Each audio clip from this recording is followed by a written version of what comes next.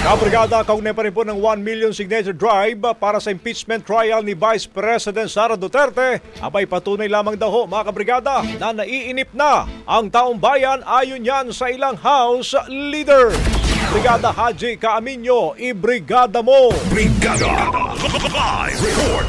Naniniwala ang mga lider sa Kamara na nagsisimula ng mainip ang mga Pilipino sa patuloy na pagkaantala ng impeachment trial ni Vice President Sara Duterte sa Senado. Tugon nito ni House Assistant Majority Leader Jude Asidre kasunod ng hakbang ng religious leaders na mangalap ng 1 milyong pirma kada buwan para sa People's Impeachment Movement. Ayon kay Asidre, tungkulin ng Senado na agad simulan ang paglilitis kay Duterte alinsunod sa konstitusyon. Hindi anya dapat iwasan o lunurin sa technicality ang mandato ng Senado, kaya mas magandang simulan na lang ang paglilitis. Babala nito, posibleng magkaroon pa ng mas maraming kilos protesta mula sa iba't ibang mga grupo hanggat hindi umuusad ang impeachment trial.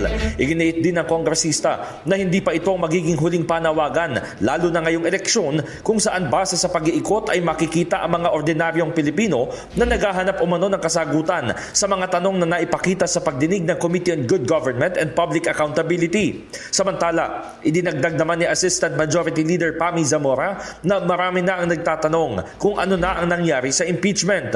Bagamat nasa Senado ang huling desisyon, ipinunto ni Asidre na maaalala rito ang kasabihan na kung gusto ay may paraan, ngunit kung ayaw, maraming dahilan.